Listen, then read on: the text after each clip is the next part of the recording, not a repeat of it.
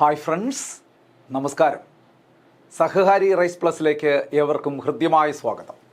സുഹൃത്തുക്കളെ, നമ്മുടെ Indian പൊളിറ്റിയുടെ class തുടർന്നുകൊണ്ടേയിരിക്കുകയാണ്. ആദ്യം മുതൽ നമ്മൾ ഓരോ ടോപ്പിക്കായിട്ട് ഡീറ്റെയിൽഡായിട്ട് പഠിച്ചു വരികയാണ്. നിങ്ങൾ നേരത്തെയുള്ള വീഡിയോ ക്ലാസ്സുകളെല്ലാം കണ്ടിരിക്കും എന്ന് ഞാൻ വിശ്വസിക്കുന്നു. നന്നായി പഠിച്ചു വരിക. അതിൻ്റെ തുടർച്ചയായി ഈ ക്ലാസ്സും കാണണം എന്ന് ഞാൻ നിങ്ങളോട് നിർദ്ദേശിക്കുകയാണ്. ഫിയർ ഓഫ് ഫെയില്യുവർ, ഇത് നമ്മുടെ വല്ലാത്തൊരു പ്രശ്നമാണ്. പരാജയഭീതി എപ്പോഴും നമ്മുടെ മനസ്സിനെ കീഴടക്കുന്ന ഒരു വല്ലാത്ത വികാരമാണ് ഈ ഫിയർ ഓഫ് ഫെയില്യുവർ. ഒരു എക്സാം എഴുതാൻ പോകുമ്പോൾ നമ്മുടെ മനസ്സിൽ വരുന്ന ആദ്യ ഭയം അല്ലെങ്കിൽ ആത്യന്തികമായ ഭയം പരാജയപ്പെടുമോ എന്നാണ്. സുഹൃത്തുക്കളെ, ഞാനൊന്ന് ചോദിച്ചോട്ടെ, ഭാവിയെക്കുറിച്ച് പ്രവചിക്കാൻ നമുക്ക് കഴിയില്ലല്ലോ. നമ്മൾ ത്രികാലജ്ഞാനികളൊന്നും അല്ലല്ലോ. അപ്പോൾ ഭാവി അനിശ്ചിതമാണ്. എന്താണ് നടക്കാൻ പോകുന്നതെന്ന് നമ്മൾക്കറിയില്ല. പിന്നെ എന്തിന് നമ്മൾ പരാജയപ്പെടും എന്ന് ചിന്തിക്കണം? മറിച്ച് ചിന്തിക്കൂ, വിജയിക്കും എന്ന് തന്നെ ചിന്തിക്കുക. അങ്ങനെ പോസിറ്റീവായിട്ടുള്ള ചിന്തകളോടുകൂടി മുന്നോട്ട് പോവുക.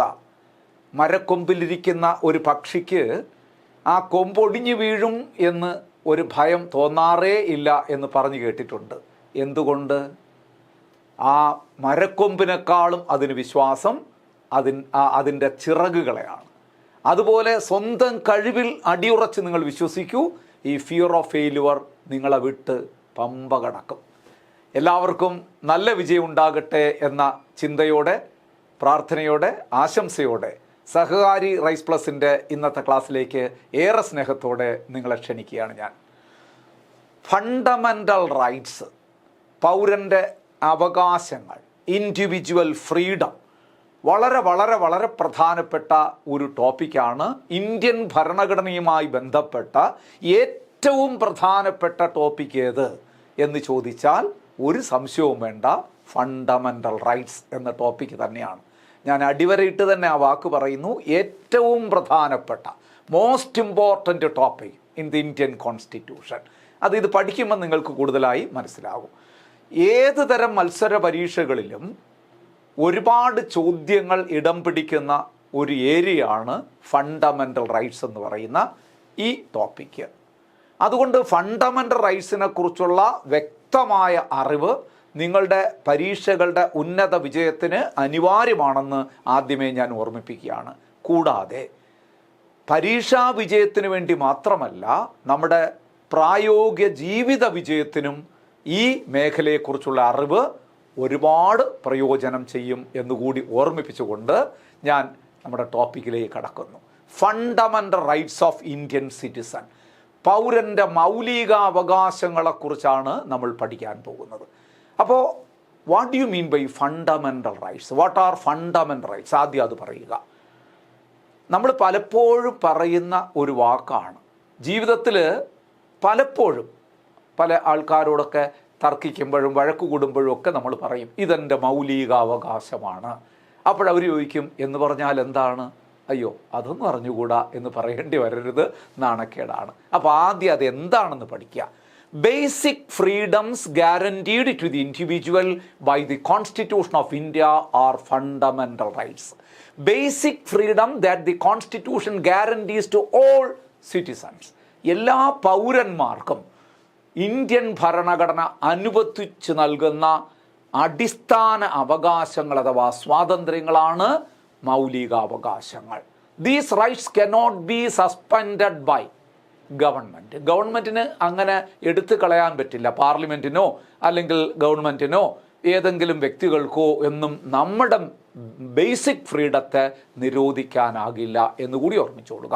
അപ്പം നിരോധിക്കാനാകാത്ത പൗരൻ്റെ അവകാശങ്ങളാണ്. അപ്പോൾ rights of individual freedom of citizen which cannot be suspended, അതാണ് ഫണ്ടമെൻ്റൽ റൈറ്റ്സ്. ഇനി ചില നിയന്ത്രണങ്ങളൊക്കെ ചില ഘട്ടങ്ങളിൽ വരും, അത് നമ്മൾ പഠിക്കാൻ പോവുകയാണ്. അപ്പോൾ what are fundamental rights?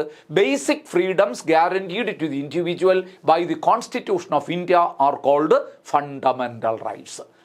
Fundamental rights of Indian citizens are included in the Constitution of India according to the recommendation of which committee report. ഈ ഫണ്ടമെൻ്റൽ റൈറ്റ്സ് ഇന്ത്യൻ ഭരണഘടനയിൽ ഇടം പിടിച്ചത് ഒരു പ്രധാന കമ്മിറ്റി റിപ്പോർട്ടിൻ്റെ അടിസ്ഥാനത്തിലാണ്. ആ കമ്മിറ്റി റിപ്പോർട്ട് ഏതാണെന്ന് ചോദിക്കാം.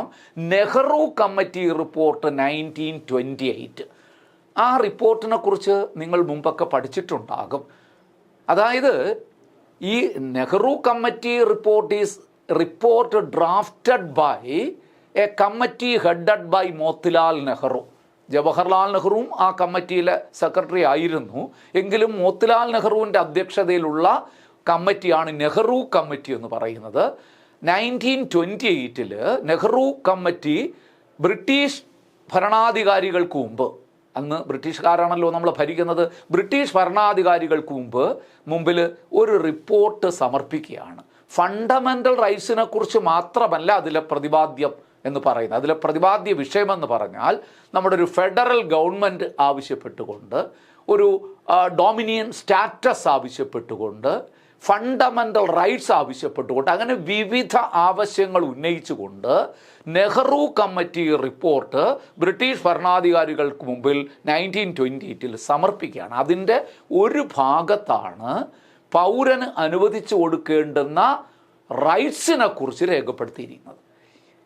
പിന്നീട് ഇന്ത്യൻ ഭരണഘടന തയ്യാറാക്കിയപ്പോൾ ഈ റിപ്പോർട്ടിൽ കിടന്ന നമ്മുടെ പൗരൻ്റെ അവകാശങ്ങൾ, ഇന്ന അവകാശങ്ങൾ അനുവദിക്കണമെന്ന് പറഞ്ഞ് നമ്മൾ ഉൾപ്പെടുത്തിയ അവകാശങ്ങളുണ്ടല്ലോ, ആ റൈറ്റ്സിനെ എടുത്ത് നമ്മൾ ഭരണഘടനയിൽ ഉൾപ്പെടുത്തി.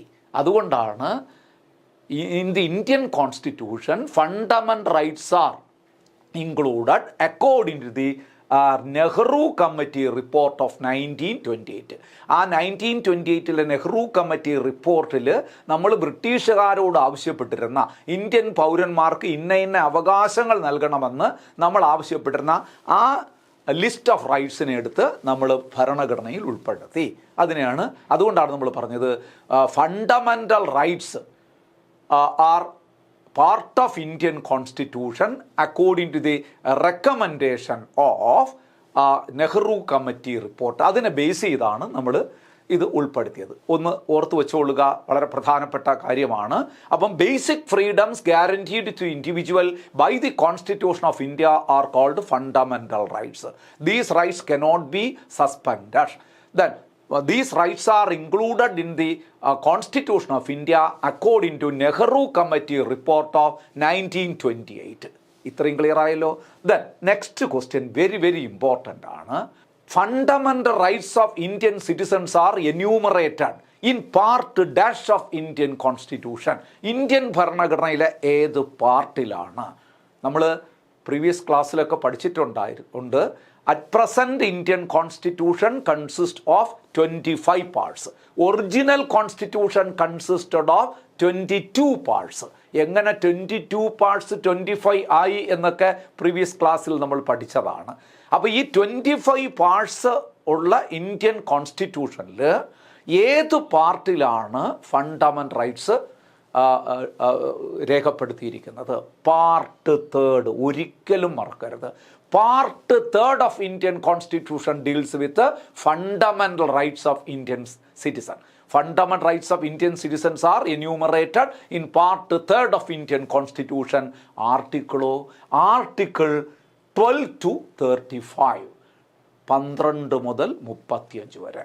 ആർട്ടിക്കിൾ 12 to 35 എന്ന് പറയുമ്പം ഒരു കാര്യം ഓർത്തുകൊള്ളുക, all the matters relating to fundamental rights, fundamental റൈറ്റ്സുമായി ബന്ധപ്പെട്ട എല്ലാ കാര്യങ്ങളും ഉൾപ്പെടുത്തിയിരിക്കുന്നതാണ് 12 to 35. ഇനി അങ്ങോട്ട് ചെല്ലുമ്പോൾ നമ്മൾ പഠിക്കും fundamental rights R classified under article എന്ന് ചോദിച്ചാൽ നിങ്ങൾ പറയണം അത് 14 to 32.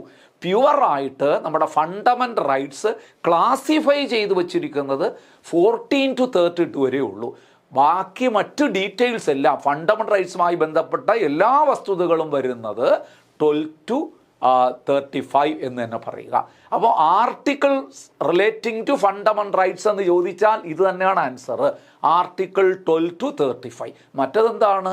Fundamental rights are purely classified under which articles എന്ന് ചോദിച്ചു കഴിഞ്ഞാൽ ആർട്ടിക്കിൾ 14 to 32. നമ്മൾ കൂടുതൽ ഇമ്പോർട്ടൻസോടുകൂടി പഠിക്കേണ്ടത് 14 to 32 ആണ്. അതിലേക്ക് ഞാൻ വരാൻ പോവുകയാണ്. അപ്പോൾ third part of Indian constitution explains the fundamental rights of Indian സിറ്റിസൺസിൻ്റെ ഫണ്ടമെൻ്റൽ റൈറ്റ്സ്. അപ്പോൾ part third of constitution called as, part തേർഡിനെ 3 രീതിയിൽ നമ്മൾ വിശേഷിപ്പിക്കുകയാണ്. Part third of Indian constitution, that means fundamental rights of Indian citizens are called as keystone of constitution or corner stone of constitution. ഭരണഘടനയുടെ ആണിക്കല്ല്, പച്ച മലയാളത്തിൽ പറഞ്ഞ.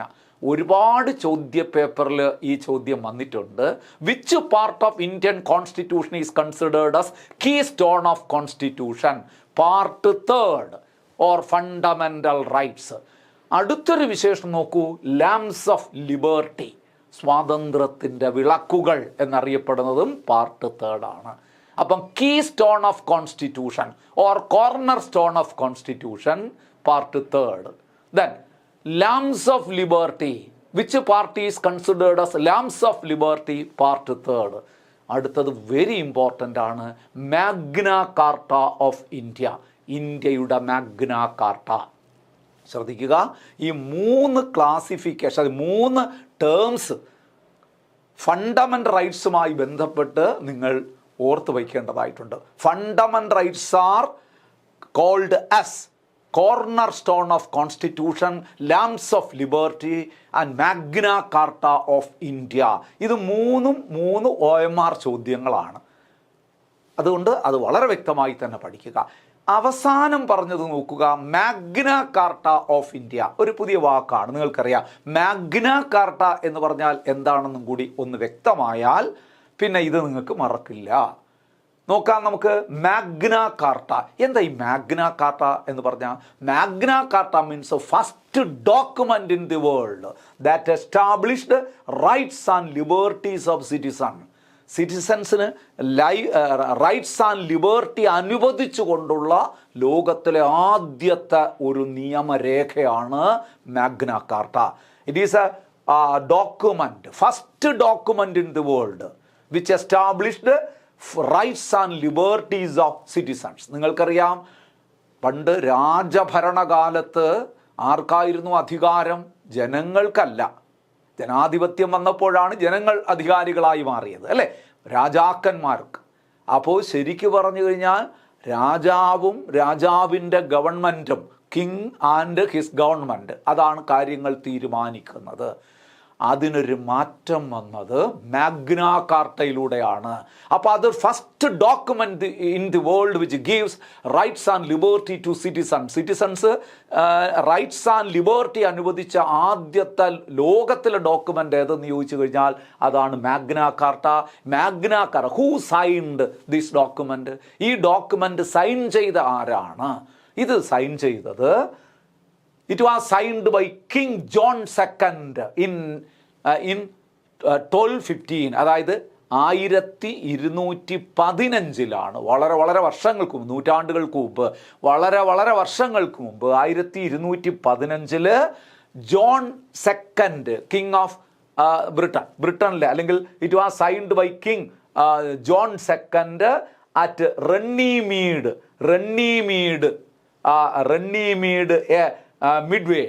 എന്താണ് മീഡോ എന്ന് പറയുന്നത്? മീഡോ എന്ന് പറഞ്ഞാൽ ഒരു എന്താ പറയുന്നത്, മൈതാനം, പുൽത്തകിട് എന്നൊക്കെ പറയും. ഒരു മൈതാനത്ത് വെച്ച്, ബൈ തെംസ് റിവർ, തെംസ് നദിയുടെ തീരത്തുള്ള ഒരു മീഡോ, ഒരു മൈതാനത്ത് വെച്ചാണ് നമ്മുടെ കിങ് ജോൺ സെക്കൻഡ് ഇങ്ങനെ ഒരു റോയൽ ചാർട്ട് സൈൻ ചെയ്യുന്നത്. That was the first document in the world which gives rights and liberties of citizen. അപ്പോൾ ആ ഡോക്യുമെന്റിലൂടെ വ്യക്തമാക്കപ്പെട്ട എന്താണെന്ന് അറിയാമോ? King and his government are below the law. ലോയ്ക്ക് കീഴാണ്, നിയമത്തിന് കീഴിലാണ് രാജാവും രാജാവിൻ്റെ ഗവൺമെൻറ്റും. അതിനർത്ഥം എന്താണ്? അപ്പോൾ ശരിക്കു പറഞ്ഞാൽ this document strengthen the rule of law. Rule of law എന്ന് പറഞ്ഞാൽ നിയമവാഴ്ച. അങ്ങനെ നിയമവാഴ്ചയ്ക്ക് കൂടുതൽ ശക്തി പകർന്നുകൊണ്ട് ലോകത്തിൽ തന്നെ ആദ്യമായിട്ടൊരു ഡോക്യുമെൻ്റ് ഉണ്ടാകുകയാണ്. പൗരന്മാർക്ക് അവകാശങ്ങൾ പ്രഖ്യാപിച്ചുകൊണ്ട് ഇതുവരെ ഇല്ലായിരുന്ന അവകാശങ്ങൾ, ജനങ്ങൾക്ക് അവകാശങ്ങളുണ്ട് എന്ന് പറഞ്ഞുകൊണ്ട് ലോകത്തിലാദ്യമായി ഉണ്ടാകുന്ന ഒരു രേഖയാണ്, നിയമരേഖയാണ് മാഗ്ന കാർട്ട. അതുകൂടി ഒന്ന് പഠിച്ചു വെച്ചോളൂ. Magna Carta is a document, first document in the world that established rights and liberties for citizens. It was signed by King John II in 1215 at Runnymede Meadow by Thames River. Clear ആവുന്നുണ്ടല്ലോ? അപ്പോൾ നോക്കൂ, ഈ Magna Carta ലോകത്തിലെ ആദ്യത്തെ ഒരു നിയമരേഖ, പൗരന്മാർക്ക് റൈറ്റ്സും liberties അംഗീകരിച്ചുകൊണ്ട്. അപ്പോൾ ഇന്ത്യൻ ഭരണഘടനയിൽ, ഇന്ത്യൻ കോൺസ്റ്റിറ്റ്യൂഷനിൽ ഫണ്ടമെൻ്റൽ റൈറ്റ്സ് ഉൾപ്പെടുത്തിയപ്പോൾ നമ്മൾ പറഞ്ഞു ഇത് ഇന്ത്യയുടെ Magna Carta, Magna Carta of India, Indian പൗരന്മാരുടെ അവകാശങ്ങളുടെ പത്രിക. അത്രയേ ഉള്ളൂ, ഓർത്തു വെച്ചുകൊള്ളുക. അപ്പം which part of Indian constitution deals with fundamental rights? Part 3rd of Indian constitution. Part 3rd of Indian constitution is considered as keystone of constitution, lumps of liberty, magna carta of India. Clear ആയല്ലോ? വ്യക്തമായി ഓർമ്മ വേണം, ഇതെല്ലാം പരീക്ഷകൾക്ക് ചോദിക്കുന്ന ചോദ്യങ്ങളാണ്. Then the idea of fundamental rights has been taken from the constitution of USA. US കോൺസ്റ്റിറ്റ്യൂഷനിൽ നിന്ന് American കോൺസ്റ്റിറ്റ്യൂഷനിൽ bill of rights എന്ന് കിടക്കുന്ന ഒരു പോർഷനുണ്ട്. ബിൽ ഓഫ് റൈറ്റ്സ്, അതൊക്കെ ഒന്ന് ഓർത്ത് വെച്ച് കൊടുക്കുക. അമേരിക്കൻ കോൺസ്റ്റിറ്റ്യൂഷനിൽ അവകാശങ്ങളുടെ പത്രിക എന്ന് പറയുന്ന ഒരു ഭാഗമുണ്ട്, ബിൽ ഓഫ് റൈറ്റ്സ്. ആ ബിൽ ഓഫ് റൈറ്റ്സ് അതാണ് അവരുടെ ഫണ്ടമെൻ്റൽ റൈറ്റ്സ്. അതിൽ നിന്ന് ആണ് നമ്മൾ ഐഡിയ എടുത്തത്. ഞാൻ നിങ്ങളോട് പറഞ്ഞു, Indian constitution is A borrowed constitution എന്ന് നമ്മൾ എപ്പോഴും പറയുന്നൊരു വാചകമാണ്. കടം കൊണ്ട ഭരണഘടനയാണ്. ഓരോ ആശയങ്ങൾ പഠിക്കുമ്പോൾ അതെവിടെ നിന്ന് കടം വാങ്ങിയെന്ന് പഠിക്കണം. അത് പഠിക്കുമ്പോൾ ആ രാജ്യത്ത് നിന്ന് കടം വാങ്ങിയ മറ്റു കാര്യങ്ങൾ കൂടെ പഠിക്കണമെന്ന് ഞാൻ പറഞ്ഞിട്ടുണ്ട്. ഇവിടെ ഇപ്പോൾ അത് പറയേണ്ടതില്ല. കാരണം ഇത് USA നിന്ന് കടം വാങ്ങിയതാണ്. USA നിന്ന് ബോറോ ചെയ്ത മറ്റു കാര്യങ്ങളൊക്കെ പ്രിയാമ്പിൾ പഠിച്ചപ്പോൾ നമ്മൾ പഠിച്ചിട്ടുണ്ട്. എങ്കിലും നിങ്ങളുടെ ഓർമ്മയ്ക്ക് വേണ്ടിയിട്ട് ഞാൻ പെട്ടെന്നൊന്ന് പറഞ്ഞു പോകാം. USA നിന്ന് preamble, fundamental rights, independent judicial system, judicial review power, impeachment, written constitution and functions of vice president. All these ideas are borrowed from US Constitution. അപ്പോൾ fundamental rights, idea of fundamental rights has been taken from US Constitution. അവിടെയുള്ള bill of റൈറ്റ്സിൽ നിന്നാണ് എടുത്തത്. ഞാൻ എപ്പോഴും നിങ്ങളെ ഓർമ്മിപ്പിക്കുന്ന ഒരു കാര്യമുണ്ട്. നമ്മൾ കടം വാങ്ങി എന്ന് പറഞ്ഞാൽ അത് ഫോട്ടോസ്റ്റാറ്റ് എടുത്ത് ഇവിടെ കൊണ്ട് നടപ്പാക്കിയെന്നല്ല അതിൻ്റെ അർത്ഥം. നമ്മളൊരു ഐഡിയ എടുക്കുകയേ ഉള്ളൂ, എന്നിട്ട് നമ്മളിവിടെ നമ്മുടെ രീതിക്കനുസരിച്ച് തയ്യാറാക്കും. ഇവിടെ അതിനൊരു കമ്മിറ്റി ഉണ്ടായിരുന്നു, A committee on fundamental rights. Fundamental rights prepare ചെയ്യാനുള്ള ഒരു ഉണ്ടായിരുന്നു. ആ കമ്മിറ്റിയുടെ ചെയർമാനെയാണ് PSCയും UPSCയും പരീക്ഷകളിൽ സ്ഥിരമായി ചോദിച്ചുകൊണ്ടിരിക്കുന്നത്, architect of Indian fundamental rights. Very important ആണ്. Architect of Indian fundamental rights Sardar Vallabhbhai Patel, iron man of India എന്നൊക്കെ നമ്മൾ പഠിച്ചിട്ടുള്ള സർദാർ വല്ലഭായ് പട്ടേലാണ് architect of Indian fundamental rights. Why? Because he was the chairman of the committee on fundamental rights. Fundamental rights തയ്യാറാക്കാനുള്ള കമ്മിറ്റിയുടെ chairman ഇദ്ദേഹമായിരുന്നു. അതുകൊണ്ട് he is called architect of or father of Indian fundamental rights. Indian fundamental റൈറ്റ്സിൻ്റെ പിതാവെന്നോ ശില്പിയെന്നോ നമ്മൾ വിളിക്കും. നമ്മൾ കുറച്ച് ശില്പികളെക്കുറിച്ചൊക്കെ പഠിച്ചു, ഓർമ്മയുണ്ടോ കഴിഞ്ഞ ക്ലാസ്സുകളിലൊക്കെ? Architect of people's planning in India, MN Roy. Architect of preamble, Jawaharlal Nehru. Architect of Indian constitution, doctor BR Ambedkar. Architect of Indian fundamental rights, Sardar Vallabhbhai Patel. ഇതൊക്കെ മനസ്സിലുണ്ടാവണേ. ഞാനത് ഓർമ്മിപ്പിക്കുകയാണ്. നമ്മൾ ഓർമ്മിപ്പിച്ച് തന്നെ പോകാം. പഠിച്ച കാര്യങ്ങൾ ചിലത് സാന്ദർഭികമായിട്ട് നിങ്ങൾ ഒന്നുകൂടി ഓർമ്മിപ്പിക്കുമ്പോൾ നിങ്ങൾക്കത് പെട്ടെന്ന് തലയിൽ നിൽക്കും. ഈ ആർക്കിടെക്ട്സ്, ഇതുവരെ നമ്മൾ പറഞ്ഞ ആ ശില്പികൾ, പറഞ്ഞതെല്ലാം നിങ്ങളുടെ മനസ്സിലുണ്ടാകണം. ഓക്കെ ആണല്ലോ?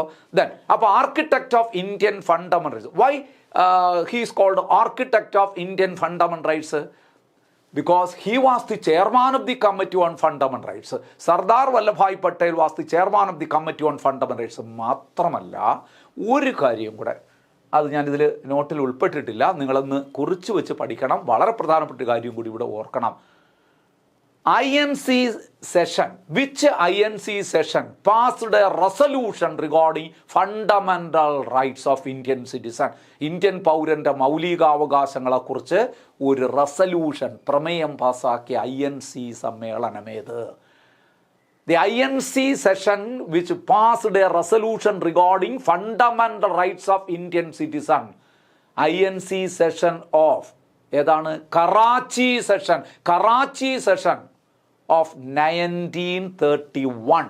1931 കറാച്ചി സെഷനാണ് ആദ്യമായിട്ട് മൗലികാവകാശങ്ങളുമായി ബന്ധപ്പെട്ട ഒരു റെസല്യൂഷൻ പാസ്സാക്കിയത്. Who was the chairman of such session?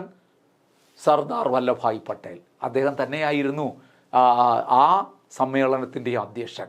അപ്പോൾ ഇക്കാരണങ്ങൾ കൊണ്ട് നമ്മൾ അദ്ദേഹത്തെ വിളിക്കുന്നു architect of Indian fundamental rights. ശ്രദ്ധിക്കുക. അപ്പോൾ ഇവിടെ പറഞ്ഞു architect or father of Indian fundamental rights Sardar Vallabhbhai Patel. Why? Because he was the chairman of the committee on fundamental rights. മാത്രമല്ല, a resolution was passed an INC session, that was Karachi session of 1931. Who presided over such a session? Sardar Vallabhbhai Patel. ഒരു ഹിസ്റ്ററിയിലെ ഒരു ചോദ്യം പലപ്പോഴും ചോദിക്കാറുണ്ട്, one and only INC session headed by Sardar Vallabhbhai Patel, Karachi session 1931. ഇദ്ദേഹം അധ്യക്ഷത വഹിച്ച ഏക INC സമ്മേളനം ഏതായിരുന്നു? കറാച്ചി സമ്മേളനം. അതുകൂടി ഒന്ന് ഓർത്ത് വെച്ച് കൊടുക്കുക. ഇത്രയും ക്ലിയർ ആയല്ലോ? അപ്പം നമ്മൾ ഓരോ പോയിന്റുകൾ പഠിച്ച് പോകുന്നു. നിങ്ങളും എന്നോടൊപ്പം അത് യാത്ര ചെയ്യുന്നു എന്ന് തന്നെ ഞാൻ മനസ്സിലാക്കുന്നു. നിങ്ങളുടെ സിസ്റ്റമാറ്റിക് ഇത് വളരെ സിമ്പിളാണോ? ഇത് മാത്രമല്ല, അങ്ങോട്ട് ചെല്ലുമ്പോൾ ഫണ്ടമെന്റൽ റൈറ്റ്സ് ഒക്കെ പഠിക്കുമ്പോൾ വളരെ രസകരമാണ്. കാരണം നമ്മൾക്ക് ഇന്ത്യൻ ഭരണഘടന അനുവദിച്ചു തന്നിരിക്കുന്ന റൈറ്റ്സാണ് ഇത്. ഓൾ സിറ്റിസൺ, എനിക്കും നിങ്ങൾക്കും ഉള്ള അവകാശങ്ങളാണ്. അതറിഞ്ഞുകൂടാതെ ഇരിക്കുമ്പോൾ പരീക്ഷയ്ക്ക് മാർക്ക് പോകും എന്ന് മാത്രമല്ല, നമ്മൾ എക്സ്പ്ലോയിറ്റഡ് ആകാൻ സാധ്യതയുണ്ട്, ചൂഷണത്തിന് വിധേയമാകും. നമുക്ക് അവകാശങ്ങളെക്കുറിച്ച് നമ്മൾ വളരെ ഇഗ്നറൻ്റ് ആണെങ്കിൽ തീർച്ചയായിട്ടും നമ്മളെ ചൂഷണം ചെയ്യാൻ മറ്റു പലർക്കും വളരെ എളുപ്പമായിരിക്കും. പറയേണ്ട സമയത്ത് പറയേണ്ടതുപോലെ പറയാൻ നമുക്ക് അവകാശമുണ്ട് എന്നും, അതുപോലെ തന്നെ ഇന്ന കാര്യങ്ങൾ നേടിയെടുക്കാൻ അവകാശമുണ്ടെന്നും, നമ്മളെ എക്സ്പ്ലോയിറ്റേഷൻ വന്നു കഴിഞ്ഞാൽ അതിനെ ചെറുക്കാൻ നമുക്ക് അവകാശമുണ്ടെന്നും ഒക്കെ ഒരറിവ് നമുക്ക് ലഭിക്കുമ്പോഴാണ് നമ്മുടെ ജീവിതവും വളരെ സുഗമമായി മുന്നോട്ട് പോകാൻ കഴിയുന്നത്. അതുകൊണ്ട് ഇത് പരീക്ഷയ്ക്ക് വേണ്ടി മാത്രമല്ല, നമ്മുടെ പ്രായോഗിക ജീവിതത്തിനും അത്യന്താപേക്ഷിതമായ ഒരു അറിവാണ് എന്നുകൂടി നിങ്ങൾ മനസ്സിലാക്കുക. അപ്പോൾ ഞാൻ ആമുഖമായി കുറച്ച് കാര്യങ്ങൾ ഫണ്ടമെന്റൽ റൈറ്റ്സിനെ കുറിച്ച് പറഞ്ഞു. നിങ്ങൾക്കത് മനസ്സിലായിട്ടുണ്ടാവുമെന്ന് വിശ്വസിക്കുന്നു. ഇനി കുറച്ചുകൂടി ഉള്ളിലേക്ക് നമുക്കൊന്ന് കടക്കാം. Number of fundamental rights at present in the Indian constitution. Indian ഭരണഘടനയിൽ നിലവിൽ എത്ര മൗലികാവകാശങ്ങളുണ്ട്? At present, Indian constitution consists of 6 fundamental rights, but originally it was 7. Original constitution consisted of 7 fundamental rights. That means one fundamental rights was eliminated from the list of fundamental rights. അതിൽ നിന്ന് ഒരെണ്ണം ഒഴിവാക്കിയിട്ടുണ്ട്. നമ്മൾ പഠിച്ചിട്ടുണ്ട്, എന്തെങ്കിലും ഭരണഘടനയിൽ നിന്ന് ഒഴിവാക്കണമെങ്കിലോ എന്തെങ്കിലും ഭരണഘടനയിൽ കൂട്ടിച്ചേർക്കണമെങ്കിലോ, എലിമിനേഷനായാലും അഡീഷനായാലും ഓൾട്ടറേഷനായാലും നിലവിലുള്ളതിൽ എന്തെങ്കിലും മാറ്റം വരുത്തണമെങ്കിലോ, ദാറ്റ് പ്രൊസീജിയർ എന്ന് പറയുന്ന എന്താണ്? Amendment act must be passed in the parliament of India. Indian പാർലമെൻറ്റിൽ ഒരു അമെൻമെൻറ്റ് ആക്ട് പാസ്സാക്കിക്കൊണ്ട്, ഭേദഗതി നിയമം പാസ്സാക്കിക്കൊണ്ട് മാത്രമേ നമുക്ക് എന്ത് ചെയ്യാൻ കഴിയുകയുള്ളൂ? ഏത് കാര്യവും ഭരണഘടനയിൽ ഉൾപ്പെടുത്താനോ, ഏതെങ്കിലും വ്യവസ്ഥകൾ ഉൾപ്പെടുത്താനോ, ഏതെങ്കിലും വ്യവസ്ഥകൾ ഒഴിവാക്കാനോ, ഏതെങ്കിലും വ്യവസ്ഥകളിൽ ഓൾട്ടറേഷൻ വരുത്താനോ, മാറ്റം വരുത്താൻ നമുക്ക് കഴിയണമെങ്കിൽ ഒരു അമെൻമെൻറ്റ് ആക്ട് പാസ്സാക്കിയിരിക്കണം. അതിനാണ് നമ്മൾ കോൺസ്റ്റിറ്റ്യൂഷണൽ അമെൻമെൻറ്റ് എന്നൊക്കെ പഠിക്കുന്നത്. വലിയ പ്രധാനപ്പെട്ട ഒരു ടോപ്പിക്കാണ് അമെൻമെൻറ്റ്. നമുക്ക് വിശദമായി പഠിക്കാം. അമെൻമെൻറ്റ് പ്രൊസീജിയറൊക്കെ പരീക്ഷയ്ക്ക് ചോദിക്കും. ആ നടപടിക്രമങ്ങളും നമ്മൾ അതുപോലെ തന്നെ ഇന്ത്യൻ ഭരണഘടനയിൽ ഏതാണ്ട് 100-108 ഭേദഗതികളായി ഇപ്പോൾ അതെല്ലാം അതിലെ പ്രധാനപ്പെട്ട അമെൻമെൻറ്റുകളൊക്കെ പരീക്ഷകൾക്ക് ചോദിക്കുന്നതാണ്. അതൊരു പ്രത്യേക ടോപ്പിക്കായിട്ട് 2-3 ക്ലാസ്സുകളായിട്ട് നമുക്ക് അവസാനിപ്പിക്കാം. പോട്ടെ, അപ്പം നമുക്കിവിടെ പറഞ്ഞത് തുടരാം. At present Indian constitution consist of 6 fundamental rights, but originally it was 7 എന്ന് പറഞ്ഞു. അതിനർത്ഥം എന്താണ്? 1 fundamental right was eliminated from the constitution of India എന്ന് പറയുന്നു. അപ്പോൾ അവിടെ മുതൽ തുടങ്ങാം. നോക്കൂ, fundamental rights which was eliminated from the constitution of India എന്ന് ചോദിച്ചു കഴിഞ്ഞാൽ റൈറ്റ് ടു പ്രോപ്പർട്ടി എന്ന് തന്നെ നിങ്ങൾ പറയണം. റൈറ്റ് ടു പ്രോപ്പർട്ടി, സ്വത്തവകാശം. That means right to property was a fundamental rights before 1978. But after 1978 it is not a fundamental right. ഏത്? Right to property. അതെന്താണെന്ന് പറയാം. അതിനു മുമ്പ് അത് ഒഴിവാക്കണമെങ്കിൽ ഒരു ഭേദഗതി വേണമെന്ന് പറഞ്ഞല്ലോ. അപ്പോൾ ഇവിടെ ഒരു ചോദ്യം വരും. Right to property was eliminated from the list of fundamental rights under which amendment act. ഇത് UPSCയുടെയും PSCയുടെയും ഒക്കെ ഒരു സ്റ്റോക്ക് ക്വസ്റ്റ്യനാണ്. നിങ്ങൾ പ്രീവിയസ് ചോദ്യപേപ്പറുകൾ പരിശോധിച്ചാൽ, ഒരു 8-10 ചോദ്യപേപ്പറുകൾ പരിശോധിച്ചാൽ അതിൽ ഒരു 2-3 ചോദ്യപേപ്പറിലെങ്കിലും തീർച്ചയായിട്ടും ഇത് കാണാതിരിക്കില്ല. Right to property was eliminated from the list of fundamental rights by which amendment act? 44th amendment act of 1978. 1978 44ാം ഭേദഗതിയിലൂടെയാണ് മൗലികാവകാശങ്ങളിൽ നിന്ന് ഒരെണ്ണം ഒഴിവാക്കിയത്. അപ്പോൾ fundamental rights which was eliminated from the constitution, right to property. Right to property was eliminated from the constitution under which amendment act? 44th amendment act. 44th amendment act was passed in which year? 1978. പലർക്കും പറ്റുന്നൊരു അബദ്ധമുണ്ട് കേട്ടോ. ഈ amendment മാത്രമേ പഠിക്കുകയുള്ളൂ, year പഠിക്കൂല. നിങ്ങൾ ചൊല്ലുമ്പോൾ ഈ ചോദ്യം ചോദിക്കുന്നത് എന്തായിരിക്കും? Right to property was eliminated from the list of fundamental rights in which year എന്നായിരിക്കും. നമ്മൾ 44th അമെൻമെൻ്റ് അത് മാത്രം പഠിച്ചു കൊണ്ടുപോകും. അതുകൊണ്ട് സുഹൃത്തുക്കളെ, എനിക്ക് നിങ്ങളോട് പറയാനുള്ളത്, ഏത് അമെൻമെൻറ്റ് ആക്ട് പഠിക്കുമ്പോഴും ഇയർ കൂടി അറ്റാച്ച് ചെയ്ത് തന്നെ പഠിക്കണം. നിങ്ങൾ വെറുതെ കൂട്ടുകാരോട് ഇപ്പം കമ്പൈൻ സ്റ്റഡിയൊക്കെ നടത്തുമ്പം വെറുതെ പറയുമ്പോഴും 44th അമെൻമെൻറ്റ് ആക്ട് എന്ന് പറഞ്ഞ് നിർത്തരുത്. 44th amendment act of 1978, 42nd amendment act of 1972, 61st amendment act of 1989, 52nd amendment act of 1985. ഇങ്ങനെയൊക്കെ ഇയർ കൂടി അറ്റാച്ച് ചെയ്ത് നിങ്ങൾ പറഞ്ഞു നോക്കൂ. വളരെ രസകരമായി നിങ്ങൾക്ക് പഠിക്കുകയും ചെയ്യാം. അത് പിന്നെ മറക്കാനും കഴിയാത്ത രീതിയിൽ നിങ്ങളുടെ മനസ്സിൽ പതിയുകയും ചെയ്യും. അപ്പോൾ അത് ശീലമാക്കണം. അപ്പോൾ നമുക്ക് ഇവിടെ മുതൽ തുടങ്ങാം. Number of fundamental rights at present Indian constitution 6. Fundamental rights which was eliminated from the constitution, right to property. Right to property was eliminated under which amendment act? 44th amendment act. This amendment act was passed in which year? 1978. Okay അല്ലേ? Clear അല്ലേ? വളരെ കൃത്യമായി പഠിച്ചു പോകണം നിങ്ങൾ. Then articles eliminated by 44th amendment act. ഇവിടെ ഞാൻ പറഞ്ഞു right to property was eliminated. അപ്പം മെയിനായിട്ട് പറഞ്ഞാൽ വിച്ച് ആർട്ടിക്കിൾ വാസ് എലിമിനേറ്റഡ് എന്നൊരു ചോദ്യം ചോദിക്കുകയാണെങ്കിൽ നിങ്ങൾക്കറിയാം right to property was stated in which article എന്നല്ലേ അതിൻ്റെ അർത്ഥം. റൈറ്റ് ടു പ്രോപ്പർട്ടി ഏത് ആർട്ടിക്കിളിൽ മെൻഷൻ ചെയ്തിരുന്നു? ആർട്ടിക്കിൾ ആയിരിക്കും ഒഴിവാക്കിയത് തീർച്ചയായിട്ടും. പക്ഷെ ഓർക്കണം, അത് മാത്രമല്ല, റൈറ്റ് ടു പ്രോപ്പർട്ടിയുമായി ബന്ധപ്പെട്ട മറ്റൊരു ആർട്ടിക്കിളും ഒഴിവാക്കി. അപ്പോൾ ഒഴിവാക്കിയ 44th അമെൻമെൻറ്റിലൂടെ എലിമിനേറ്റ് ചെയ്ത 2 ആർട്ടിക്കിൾ നിങ്ങൾ പഠിക്കണം. ഒന്ന് article 31 right to property. Right to property. ഇനി നിങ്ങൾ നമ്മൾ അടുത്ത ക്ലാസ്സിൽ 19 ആർട്ടിക്കിൾ പഠിക്കും. ആർട്ടിക്കിൾ 19 പഠിക്കും. 19ൽ 6 ഫ്രീഡം ആണ് പറയുന്നത്. അതിൽ 19(1)(a), B, C, D, E, F, G അങ്ങനെ 7 ഉണ്ടായിരുന്നു. അതിൽ നിന്നും ഒരെണ്ണം ഒഴിവാക്കി. ആർട്ടിക്കിൾ 19(1)(f ആർട്ടിക്കിൾ 19(1)(f-ൽ പറഞ്ഞിരുന്നത് റൈറ്റ് ടു അക്വയർ പ്രോപ്പർട്ടി, സ്വത്ത് സമ്പാദിക്കാനുള്ള സ്വാതന്ത്ര്യം, സ്വത്ത് സമ്പാദിക്കാനുള്ള അവകാശം. ഇവിടെ സ്വത്ത് അവകാശം രണ്ടും രണ്ടാണ്, പ്രോപ്പർട്ടിയുമായി ബന്ധപ്പെട്ടാണ്. ഇത് രണ്ടും ഇപ്പോൾ ഫണ്ടമെൻ്റൽ റൈറ്റ്സ് അല്ല, ഒഴിവാക്കി. അപ്പോൾ right to property was stated in article 31. Article 31 was eliminated by 44th Amendment Act.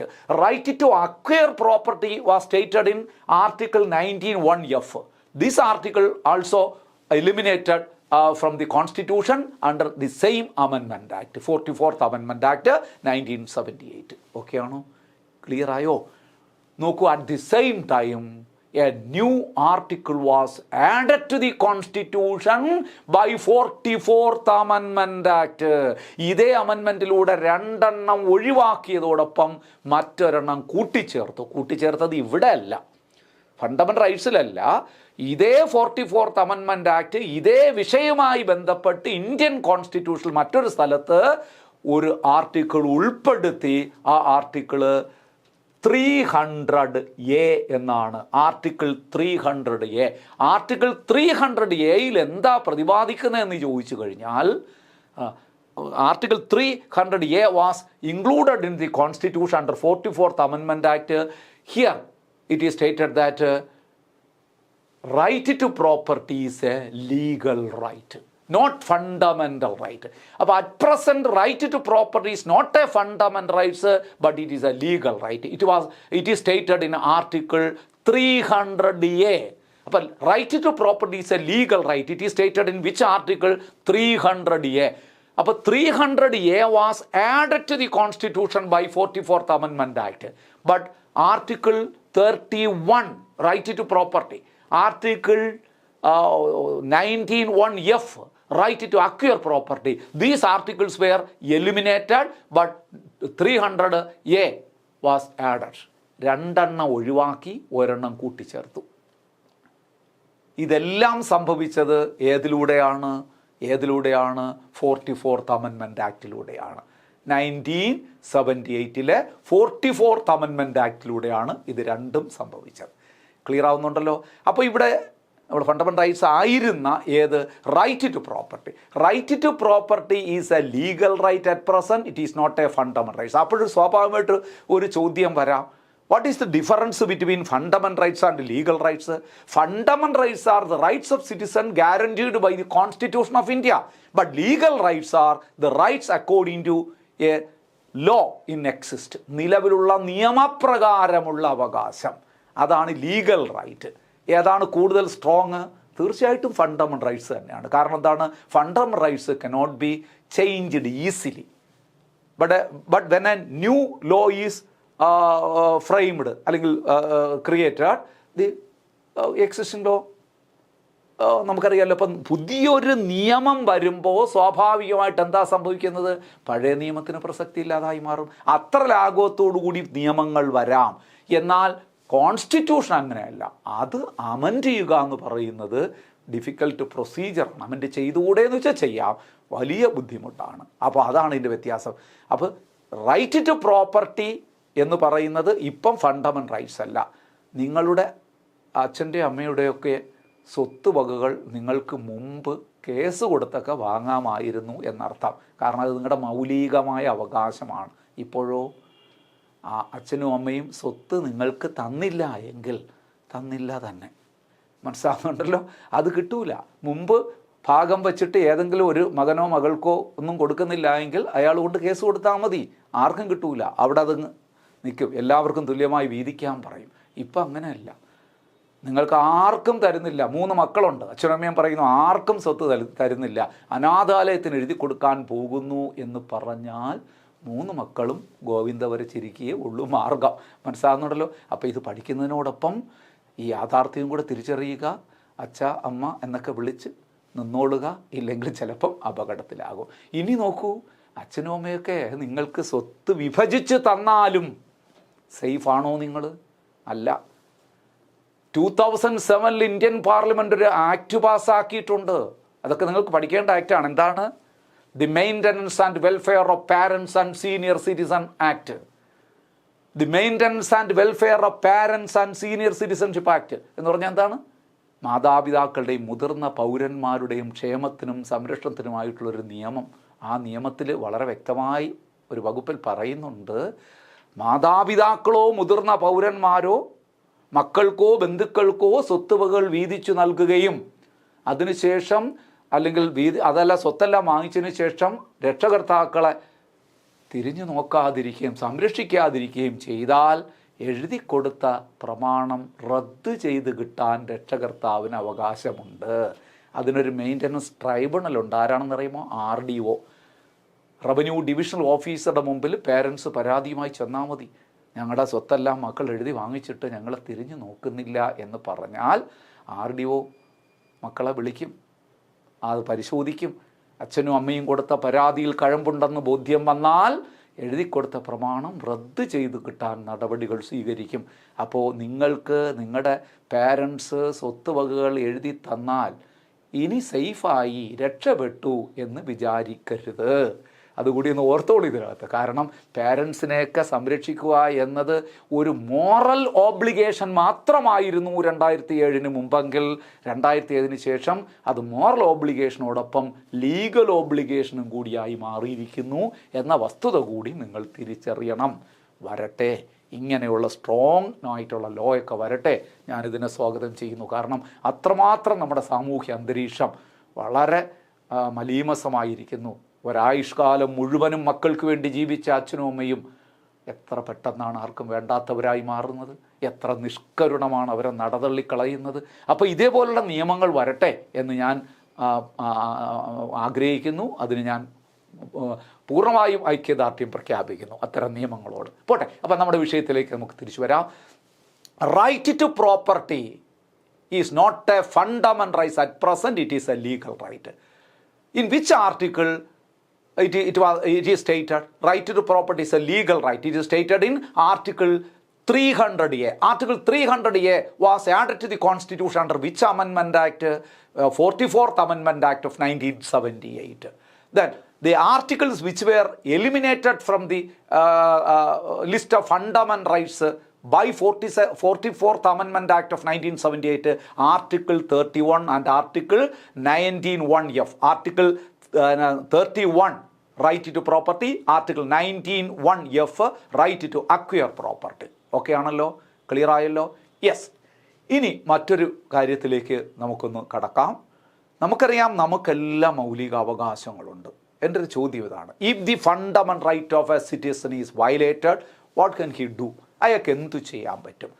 അയാളെന്ന് പറയുന്നത് നമ്മളാണെന്ന് വിചാരിച്ചുകൊള്ളുക. നമ്മുടെ ഫണ്ടമെൻ്റൽ റൈറ്റ്സിനെ ആരെങ്കിലും വയലേറ്റ് ചെയ്താൽ, if the fundamental right of a citizen is violated, he can approach high court under article 226 and supreme court under article 32. എന്തുകൊണ്ടങ്ങനെ പോകാൻ കഴിയുന്നു എന്ന് പറഞ്ഞാൽ അവിടെ ഒരു പോയിന്റ് ഓർക്കണം, fundamental rights are justiciable. It can be enforced by court of law. കോടതികളിലൂടെ സ്ഥാപിച്ചെടുക്കാൻ കഴിയുന്ന അവകാശങ്ങളാണ് ഫണ്ടമെൻ്റൽ റൈറ്റ്സ്. നമ്മൾ പ്രിയാമ്പിൾ പഠിച്ചപ്പോൾ പറഞ്ഞു ഇറ്റ് ഈസ് നോൺ ജസ്റ്റിസിബിൾ. ഇനി നിങ്ങൾ ഇത് കഴിഞ്ഞിട്ട് നമ്മൾ directive principles of state policy പഠിക്കുമ്പോൾ പറയും directive principles of state policy are non justiciable, cannot be enforceable by court. അത് കഴിഞ്ഞിട്ട് ഫണ്ടമെൻ്റൽ ഡ്യൂട്ടീസ് പഠിക്കുമ്പോഴും നമ്മൾ പറയും not enforceable by court of law, non-justiciable, but fundamental rights are justiciable. ഇത് ഒരുപാട് തവണ പരീക്ഷയ്ക്ക് ചോദിച്ചിട്ടുണ്ട്.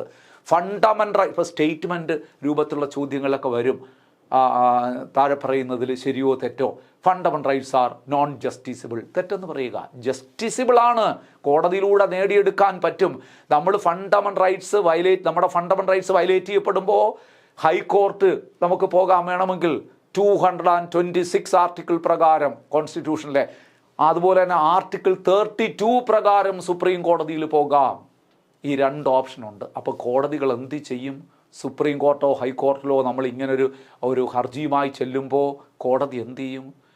An order issued by court to protect or enforce fundamental right of a citizen such order is called writ. അതിനെ വിളിക്കുന്ന പേരാണ് writ. The supreme court and high court can issue writs for the enforcement of fundamental rights. അപ്പോൾ what you mean by writ? Writ നമുക്കൊരു ടോപ്പിക്കായിട്ട് പഠിക്കാം, ഇതിൻ്റെ അവസാന ഭാഗമായിട്ട് പഠിക്കാം. പക്ഷേ ഇപ്പം നിങ്ങൾ ഇത്രയും ഓർക്കുക, the order issued by court to protect or enforce fundamental right of a citizen are called writs. അപ്പോൾ ഏതൊക്കെ കോർട്ടായിരിക്കാം ഈ റിട്ട് പുറപ്പെടുവിക്കാൻ കഴിയുന്നത്? Courts which can issue writ എന്ന് പറഞ്ഞു കഴിഞ്ഞാൽ high court and supreme court. High court issue writ under article 226, supreme court issue writ under article 32. Clear ആയല്ലോ? ഇതാണ് ഈ നമ്മൾ ഫണ്ടമെന്റൽ റൈറ്റ്സ് ജസ്റ്റിസിബിൾ എന്ന് പറയുന്നതിന് കാരണം. അപ്പോൾ ഇവിടെ ഏറ്റവും ടോപ്പായിട്ടുള്ള ആർട്ടിക്കിൾ ഏതാണ്? 32 അല്ലേ? എന്തുകൊണ്ട്?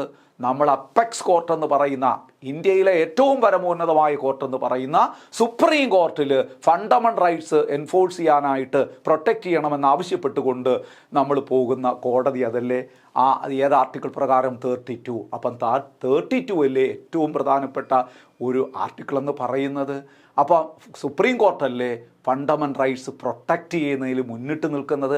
അപ്പോഴൊരു ഒരു ചോദ്യം ചോദിക്കാം, പ്രൊട്ടക്ടർ ഓഫ് ഫണ്ടമെന്റൽ റൈറ്റ്സ്. ഹൈക്കോർട്ടും സുപ്രീം കോർട്ടും ഉണ്ടെങ്കിലും ഇങ്ങനെ ചോദിച്ചാൽ സുപ്രീം കോർട്ട് എന്ന് തന്നെ പറയണം. Protector of fundamental rights supreme court, അതിലപ്പുറം ഒരു കോർട്ട് ഇല്ല. നോക്കൂ, a person can directly approach supreme court. എപ്പോഴും a person can directly approach supreme court only on the situation ഏതാണ്? Violation of fundamental rights. ഒരു വ്യക്തിയുടെ ഫണ്ടമെന്റൽ റൈറ്റ്സ് വയലേറ്റ് ചെയ്യും. At the time of violation of fundamental rights he can directly approach supreme court. അല്ലാതെ നമുക്ക് supreme കോടതിയിൽ നേരിട്ട് പോകാൻ പറ്റുമോ? പറ്റില്ല. നമ്മൾ അയൽവക്കക്കാരുടെ വഴക്കൂടി എന്ന് പറഞ്ഞുകൊണ്ട് നമ്മൾ സുപ്രീം കോടതിയിൽ പോകാൻ പറ്റുമോ? അയൽവക്കക്കാരുമായിട്ട് പെട്ടെന്ന് നമ്മൾ വഴക്കൂടിയിട്ട് പറയണം, ശരി നാളെ നമുക്ക് സുപ്രീം കോടതിയിൽ വെച്ച് കാണാം എന്ന് പറഞ്ഞാൽ നടക്കുമോ? പറ്റില്ല. അങ്ങനെ പോകുന്ന ഇവിടെ ഒരുപാട് സബോർഡിനേറ്റ് കോർട്ടുണ്ട്. ഇവിടെ മജിസ്ട്രേറ്റ് കോർട്ടുണ്ട്, അല്ലെങ്കിൽ ക്രിമിനൽ കേസാണെങ്കിൽ മജിസ്ട്രേറ്റ് കോർട്ടുണ്ട്, സിവിൽ കേസാണെങ്കിൽ മുനിസിപ്പൽ കോർട്ടുണ്ട്, ഒക്കെ നമുക്ക് പോകാവുന്നതേ ഉള്ളൂ. അല്ലെങ്കിൽ ഡിസ്ട്രിക്ട് കോർട്ടുണ്ട്, അതിൻ്റെ മുകളിൽ ഹൈക്കോർട്ടുണ്ട്, അവിടെയൊക്കെ ഉണ്ട്, അവിടെയൊക്കെ പോകാൻ പറയും. അല്ലാതെ നമുക്ക് ചെറിയ ചെറിയ കേസുകളുമായി ബന്ധപ്പെട്ട മറ്റു കാര്യങ്ങൾക്കൊക്കെ സുപ്രീം കോടതിയിൽ നേരിട്ട് ചെല്ലാൻ പറ്റൂല. പക്ഷെ നമുക്ക് പോകാൻ പറ്റും ഒരേ ഒരു സമയം മാത്രം. വൺ ആൻഡ് ഓൺലി സിറ്റുവേഷൻ ഏതാണ്? If the fundamental right of a citizen is violated, he can directly approach Supreme Court. അല്ലാതെ ചെറിയ കേസുകളിൽ പോകാൻ പറ്റില്ല എന്ന് പറഞ്ഞു. പക്ഷേ നിങ്ങളുടെ ജീവിക്കാനുള്ള അവകാശത്തെ ആരെങ്കിലും തടഞ്ഞാൽ, നിങ്ങളുടെ ഈക്വൽ ഓപ്പർച്യൂണിറ്റിക്കുള്ള നിങ്ങളുടെ അവകാശത്തെ തടഞ്ഞാൽ, നിങ്ങളുടെ freedom to speech or expression എന്ന് പറയുന്ന അവകാശത്തെ തടഞ്ഞാൽ, ഇതൊക്കെ ഈ സാഹചര്യങ്ങളിൽ നിങ്ങൾക്ക് നേരിട്ട് സുപ്രീം കോടതിയിൽ പോകാം. അപ്പോൾ സുപ്രീം കോടതി അതുകൊണ്ട് നമ്മൾ വിളിക്കുന്നത് എന്താണ്? Protector of fundamental rights. Protector of fundamental rights. അതുകൊണ്ട് ആർട്ടിക്കിൾ 32 വിശേഷണമുണ്ട്. Article 32 is considered as heart and soul of Indian constitution. Indian കോൺസ്റ്റിറ്റ്യൂഷൻ്റെ ഹാർട്ട് ആൻഡ് സോൾ, ഇന്ത്യൻ ഭരണഘടനയുടെ ഹൃദയവും ആത്മാവുമാണ് ഏത് ആർട്ടിക്കിൾ? ഇത് very important. Which article is considered as heart and soul of Indian constitution? Article 32. ഒരു കാര്യം കൂടെ ഓർത്തോളൂ, who termed article 32 as heart and soul? Doctor B.R. Ambedkar, the architect of Indian constitution. Indian ഭരണഘടനാ ശില്പിയായ സാക്ഷാൽ B.R. അംബേദ്കർ ആണ് 32ാം വകുപ്പിനെ എങ്ങനെ വിശേഷിപ്പിച്ചത്? Heart and soul. ഇനി ആർട്ടിക്കിൾ 32 മറ്റൊരു വിശേഷണവും കൂടിയുണ്ട്. അതും പരീക്ഷയ്ക്ക് ഒരുപാട് നമ്മൾ ചോദിച്ചിട്ടുള്ളതാണ്. Fundamental of fundamental rights. മൗലികങ്ങളിൽ മൗലികമായ വകുപ്പ്. ഫണ്ടമെന്റൽ ഓഫ് ഫണ്ടമെന്റൽ റൈറ്റ്സ് എന്നറിയപ്പെടുന്നത്, മൗലികങ്ങളിൽ മൗലികം എന്നറിയപ്പെടുന്ന ആർട്ടിക്കിളും ആർട്ടിക്കിൾ 32. ഈ രണ്ട് വിശേഷണങ്ങൾ പഠിക്കണം. Heart and soul of Indian constitution, article 32 according to doctor B.R. Ambedkar. Fundamental of fundamental rights article ഏതാണ്? Which article is considered as fundamental of fundamental rights? അതും ആർട്ടിക്കിൾ 32 തന്നെയാണ്. മനസ്സിലാവുന്നുണ്ടല്ലോ? പക്ഷെ വേറൊരു ചോദ്യം വരും, നമ്മൾ ചിലപ്പം കുടുങ്ങിപ്പോകുന്നൊരു ചോദ്യമാണ്, അതുകൂടെ നിങ്ങളത് നോട്ട് ചെയ്ത് വെച്ചാൽ നന്നായിരിക്കും.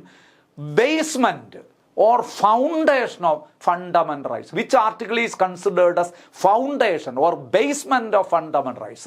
മൗലികാവകാശങ്ങളുടെ അടിത്തറ എന്നറിയപ്പെടുന്ന ആർട്ടിക്കിൾ എന്ന് ചോദിച്ചാൽ ഒരിക്കലും 32 എന്ന് പറയരുത്, അത് 21 ആണ്.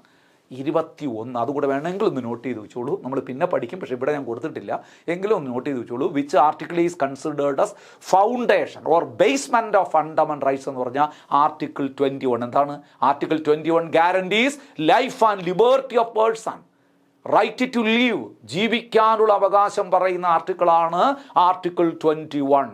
ഞാൻ ചോദിക്കട്ടെ, ഒരു പൗരനെ സംബന്ധിച്ച് ജീവിക്കാനുള്ള അവകാശത്തിലും വലിയൊരു അവകാശമുണ്ടോ? ഇല്ല. അപ്പോൾ അതാണ് ബേസ് ആയിട്ടുള്ള ബേസ്മെൻറ്റ്. ഫണ്ടമെൻ്റൽ റൈറ്റ്സിൻ്റെ ഒരു വ്യക്തിയുടെ ഫണ്ടമെൻ്റൽ റൈറ്റ്സിൻ്റെ ബേസ്മെൻറ്റ്, ഫൗണ്ടേഷൻ എന്ന് അറിയപ്പെടുന്നത് ഏത് ആർട്ടിക്കിൾ എന്ന് ചോദിച്ചാൽ ആർട്ടിക്കിൾ 21 ആർട്ടിക്കിൾ 21. അപ്പം ഈ ഇതിൻ്റെ വിശേഷണങ്ങൾ മാറിപ്പോകരുത്. Article 32 heart and soul of Indian constitution. Article 32 fundamental of fundamental rights. Article 21 foundation or basement of fundamental rights. തെറ്റൂലല്ലോ. ഇനി ഫണ്ടമെൻ്റൽ റൈറ്റ്സ് എന്ന് പറയുന്ന പോർഷനിൽ പിന്നീട് കൂട്ടിച്ചേർത്ത ഒരു ആർട്ടിക്കിളിനെ കുറിച്ചാണ് ഞാൻ പറയാൻ പോകുന്നത്. ഇത് നിർബന്ധമായി പഠിക്കണം. HSA, HSST അതുപോലെ ടീച്ചറാകാൻ പോകുന്നവർ പ്രത്യേക ജാഗ്രത. കാരണം വിദ്യാഭ്യാസവുമായി ബന്ധപ്പെട്ടൊരു കാര്യം പറയാൻ പോവുകയാണ്. Article 21A was added to the constitution under which amendment act? അത് ആദ്യം പഠിക്കുക. Article 21A was added to the Constitution, added in the Fundamental Rights by which Amendment Act? 86th Amendment Act 2002. അവിടെ മുതൽ ശ്രദ്ധിക്കണം. 86th Amendment Act 2002. Article 21A was added to the Constitution under 86th Amendment Act of 2002. അങ്ങനെയാണെങ്കിൽ article 21A എന്താ പറയുന്നത്? അതാണ് നിങ്ങൾ ഒരു കാരണവശാലും മറക്കരുതെന്ന് ഞാൻ പറയുന്നത്. Article 21A guarantees free and compulsory education to the children between the age of 6 and 14 years. 6നും 14നും ഇടയ്ക്ക് പ്രായമുള്ള കുട്ടികൾക്ക് നിർബന്ധിതവും സൗജന്യമായ വിദ്യാഭ്യാസം. ഈ education between the age of 6 and 14 years എന്ന് പറയുന്നതിന് ഒറ്റ വാക്കിൽ പറയാമോ നിങ്ങൾക്ക്? പ്രൈമറി എഡ്യൂക്കേഷൻ, എലിമെൻ്ററി എഡ്യൂക്കേഷൻ അല്ലേ? പ്രാഥമിക വിദ്യാഭ്യാസം എന്തായി മാറി? ഫണ്ടമെൻ്റൽ റൈറ്റായി മാറി. 14 വയസ്സ് വരെ പ്രായമുള്ള കുട്ടികൾക്ക് ധൈര്യമായി ചോദിക്കാം, രക്ഷകർത്താക്കളോടും സമൂഹത്തോടും ഈ രാഷ്ട്രത്തോടും ചോദിക്കാം, ഞങ്ങൾക്ക് വിദ്യാഭ്യാസം തരൂ, ഇത് ഞങ്ങളുടെ മൗലിക അവകാശമാണ്, ഫണ്ടമെൻ്റൽ റൈറ്റാണ്. അപ്പം primary education became fundamental rights according to which article എന്ന് ചോദിച്ചാൽ ആർട്ടിക്കിൾ 21A. ഫണ്ടമെൻ്റൽ റൈറ്റ്സ് നോക്കൂ, right to education is a fundamental rights according to which amendment act എന്ന് ചോദിച്ചാൽ 86th Amendment Act of 2002. രണ്ടും പഠിക്കണം. പ്രാഥമിക വിദ്യാഭ്യാസത്തെ ഫണ്ടമെൻ്റൽ റൈറ്റ്സ്, പ്രൈമറി എഡ്യൂക്കേഷനെ ഫണ്ടമെൻ്റൽ റൈറ്റ്സ് ആക്കിയ article 21A, amendment 86th Amendment Act of 2002. മറക്കൂലല്ലോ. ഇനി ഒരു കാര്യം കൂടെ നിങ്ങളിവിടെ ഓർക്കണം. ഈ 86th Amendment Act included 2 articles in the 2 chapters of Indian Constitution. 2 ഭാഗത്ത് 2 അധ്യായങ്ങളിൽ 2 ആർട്ടിക്കിൾ കൂട്ടിച്ചേർത്തു. ഇതേ സെയിം അമെൻമെൻറ്റ് ആക്ട്. അതും കൂടെ ഒന്ന് പഠിച്ച് നമുക്ക് പോയി കഴിഞ്ഞാൽ വളരെ എളുപ്പമാണ്. 86th Amendment Act 2002 included Article 21A in the Fundamental Rights and Article 51AK in the Fundamental Duties. Fundamental റൈറ്റ്സിലും ഫണ്ടമെൻ്റൽ ഡ്യൂട്ടീസിലും ഓരോ ആർട്ടിക്കിൾ ഉൾപ്പെടുത്തിയ അമെൻമെൻറ്റ് ആക്റ്റാണ് 86th Amendment Act 2002. ഇത് രണ്ടും ഒരു വിഷയത്തെക്കുറിച്ച് പറയുന്നത് കൊണ്ടാണ് ഞാൻ ഫണ്ടമെൻ്റൽ ഡ്യൂട്ടീസുമായി ബന്ധപ്പെട്ടതും കൂടെ ഇവിടെ പറഞ്ഞു പോകുന്നത്. ഫണ്ടമെൻ്റൽ ഡ്യൂട്ടി എടുക്കുമ്പോൾ നമുക്ക് കൂടുതൽ അത് പറയാം. ഫണ്ടമെൻ്റൽ ഡ്യൂട്ടീസിൽ ഇപ്പോൾ എത്ര ഡ്യൂട്ടീസ് ഉണ്ട് ശരിക്കും പറഞ്ഞു കഴിഞ്ഞാൽ? ഇപ്പോൾ 11 ഉണ്ട്. 10 നേരത്തെ ഉണ്ടായിരുന്നുള്ളൂ. അതായത് 51A അതാണ് ഫണ്ടമെൻ്റൽ ഡ്യൂട്ടിയുടെ ആർട്ടിക്കിൾ. 51Aയിൽ A to J വരെ ഉണ്ടായിരുന്നുള്ളൂ എന്ന് പറയുമ്പോൾ 10. ഇപ്പം കെയും കൂടെ ഉൾപ്പെടുത്തി 51AK. ഇതെന്താ പറയുന്നതെന്ന് അറിയാമോ? It is the duty of parents to give education to their children below the age of 14 years. അല്ലെങ്കിൽ it is the duty of parents to give education to the children to their children between the age of 6 and 14 years. 6-നും 14 ഇടയ്ക്ക് പ്രായമുള്ള കുട്ടികൾക്ക് വിദ്യാഭ്യാസ സൗകര്യങ്ങൾ ഒരുക്കി കൊടുക്കാൻ രക്ഷകർത്താക്കൾക്ക് കടമയുണ്ട്. ഞാൻ ഒന്നുകൂടി പറയാം. 86th Amendment Act of 2002 included 2 articles in 2 parts of Indian Constitution. അല്ലെങ്കിൽ 2 ഹെഡിങ്സ്, 2 ഹെഡിങ്ങിൽ, അല്ലെങ്കിൽ 2 പാർട്സ്, 2 ഭാഗത്ത് തന്നെ, അങ്ങനെ തന്നെ പറഞ്ഞോളൂ. 2 article in 2 parts of fundamental റൈറ്റ്സും ഫണ്ടമെൻ്റൽ ഡ്യൂട്ടീസിൽ. Article 21A was added to the Constitution under the heading of fundamental rights. Article 51AK was added to the Constitution under fundamental duties. രണ്ടും പറയുന്നത് all these 2 articles deals with the education. എഡ്യൂക്കേഷനുമായി ബന്ധപ്പെട്ട കാര്യമാണ്. ഒന്നിൽ പറയുന്നത് fundamental റൈറ്റ്സിൽ പറയുന്നത് it is the fundamental right of children. Fundamental ഡ്യൂട്ടിയിൽ പറയുന്നത് 51A പറയുന്നത് it is the fundamental duty of parents. പാരൻസിന് ഇതിങ്ങനെ ഒരു ഉത്തരവാദിത്വമുണ്ട് എന്നാണ് പറയുന്നത്. അപ്പോൾ ആർട്ടിക്കിൾ 21AK നിങ്ങൾ എന്ത് പറയും? It is the duty of parents to give education to their children between the age of 6 and 14 years. പഠിപ്പിച്ചേ മതിയാകൂ. ഒരു രക്ഷാകർത്താവിനും ആ കടമയിൽ നിന്ന് ഇപ്പം മാറി നിൽക്കാൻ പറ്റില്ല. എന്തുകൊണ്ട് പറ്റില്ല? കാരണം അവർക്ക് സാമ്പത്തിക ബാധ്യതയൊന്നുമില്ല. ഫ്രീ എഡ്യൂക്കേഷനാണ്. ഫീസ് അടയ്ക്കേണ്ട, ബുക്ക് പോലും വാങ്ങേണ്ട. പല സ്കൂളുകളിലും ബുക്ക് കൊടുക്കുന്നുണ്ട്, യൂണിഫോം വിതരണം ചെയ്യുന്നുണ്ട്, സ്റ്റേഷനറി ഐറ്റംസ് കൊടുക്കുന്നുണ്ട്. അപ്പോൾ അങ്ങനെ ഒരു സർക്കാർ സ്കൂളിലേക്ക് കുട്ടിയെ പറഞ്ഞയക്കുക എന്ന് പറയുന്ന ഒരു ഉത്തരവാദിത്വം നിർവഹിച്ചില്ല എങ്കിൽ അത് മൗലിക കടമ ലംഘനമാണെന്നാണ് 51A നമ്മൾ ഓർമ്മിപ്പിക്കുന്നത്. ഇനി ഇതിനെയൊക്കെ ബേസ് ചെയ്തുകൊണ്ടാണ് ഇന്ത്യൻ പാർലമെൻറ്റ് 2009 ഒരു ആക്ട് പാസ്സാക്കിയത്. പിന്നീട് നമ്മൾ പഠിക്കും, എങ്കിലും ഞാൻ ഇതുമായി ബന്ധപ്പെട്ടത് ഓർമ്മിപ്പിക്കുകയാണ്. ഏത് ആക്റ്റാണ്? RTE act, right to education act. RTI act അല്ല, റൈറ്റ് ടു ഇൻഫർമേഷൻ ആക്ട് അല്ല, അത് വേറെയാണ്. RTE act, right to education act 2009 parliament പാസ്സാക്കിയത്. Such act came into force in 2010 April 1. ഇന്ത്യയിൽ വിദ്യാഭ്യാസ അവകാശ നിയമം നിലവിൽ വന്ന ദിവസം. അത് വേറെ എടുത്ത് പഠിക്കാനുള്ളത് ഞാനിവിടെ അത് കൊടുത്തിട്ടില്ല, നമുക്ക് പിന്നീട് പറയാം. പക്ഷേ ഇപ്പോഴും ഓർമ്മിച്ച് വെച്ചോളൂ, ഇതിനോടൊപ്പം ഓർമ്മിച്ച് വെച്ചോളൂ. RTE act was passed in the parliament in the year 2009. വേണമെങ്കിൽ പറയുക August 26. RTE ആക്ട് പാർലമെൻറ്റ് പാസ്സാക്കിയത് 2009 August 26. Such act came into force in 2010 April 1. അതുകൂടി ഓർത്ത് വെച്ചോളുക. ക്ലിയറായോ? ഇത്രയും കാര്യങ്ങൾ ക്ലിയറായോ? അങ്ങനെയാണെങ്കിൽ നോക്കൂ, fundamental rights are suspended by the president during national emergency. നോക്കൂ, ഫണ്ടമെൻ്റൽ റൈറ്റ്സ് ഭേദഗതി വരുത്താൻ ആർക്കാണ് അവകാശമുള്ളത്? ഫണ്ടമെൻ്റൽ റൈറ്റ്സിൽ ഭേദഗതി വരുത്താനുള്ള അധികാരം നമ്മൾ പ്രിയാമ്പിളൊക്കെ പഠിപ്പിച്ചപ്പോൾ ഞാനൊരു അമെൻമെൻറ്റ് പറഞ്ഞിരുന്നു, നിങ്ങൾക്ക് ഓർമ്മയുണ്ടോ? Which amendment act empowers parliament to amend any part of constitution including fundamental rights? 24th Amendment Act of 1971. പഠിച്ചത് ഓർമ്മയുണ്ടോ? പാർലമെൻറ്റിന് അങ്ങനെ അധികാരമുണ്ട്. എന്താണ്? ഈ ഭേദഗതി വരുത്താൻ. അപ്പോൾ amendment authority of Indian constitution എന്ന് വെച്ചാൽ സംശയമൊന്നും വേണ്ട, പാർലമെൻറ്റ് ഓഫ് ഇന്ത്യ. പക്ഷേ ഈ ചോദ്യം അതല്ല. Fundamental rights are suspended during the period of emergency. Emergency, രാജ്യത്ത് അടിയന്തരാവസ്ഥ പ്രഖ്യാപിക്കുമ്പോഴാണ്. അത് വേണമെങ്കിൽ അങ്ങനെ തന്നെ ചോദിക്കാം. Fundamental rights are suspended under what circumstances എന്ന് ചോദിച്ചു കഴിഞ്ഞാൽ emergency period. Who suspend fundamental rights during emergency period? അതിന് അധികാരമുള്ളത് ആരാണ്? അത് പാർലമെൻ്റ് അല്ല, അത് രാഷ്ട്രപതി, president. Fundamental rights are suspended by the president of India during national emergency under article. 2 article ഉണ്ട്. ഏത് ആർട്ടിക്കിൾ പ്രകാരമാണ് സസ്പെൻഡ് ചെയ്യുന്നത് ചോദിച്ചാൽ ആർട്ടിക്കിൾ 358 ആൻഡ് ആർട്ടിക്കിൾ 359. 358ഉം 359. 2 ആർട്ടിക്കിൾ നിങ്ങൾ ഓർക്കണം. വാസ്തവത്തിൽ ഈ ചോദ്യം വരുമ്പോഴൊക്കെ ആൻസർ കൊടുക്കാറുള്ളത്, PSC ഒക്കെ ആൻസർ കൊടുക്കാറുള്ളത് 359 എന്നാണ് കൊടുക്കാറുള്ളത്. കാരണം അതിലാണ് കൂടുതൽ ഫണ്ടമെൻ്റൽ റൈറ്റ്സ്, അതനുസരിച്ചാണ് സസ്പെൻഡ് ചെയ്യുന്നത്. പക്ഷേ ഈ അടുത്ത കാലത്ത് ഒരു ഡിഗ്രി ലെവൽ പരീക്ഷയ്ക്ക് 358ൻ്റെ പ്രാധാന്യവും ചോദിച്ചിട്ടുണ്ട്. നമുക്ക് രണ്ടും പഠിക്കാം. Fundamental rights are suspended by the President of India during the period of emergency under Article 358 and 359. അപ്പോൾ 358-ലൂടെ എന്താണ് സസ്പെൻഡ് ചെയ്യുന്നത്?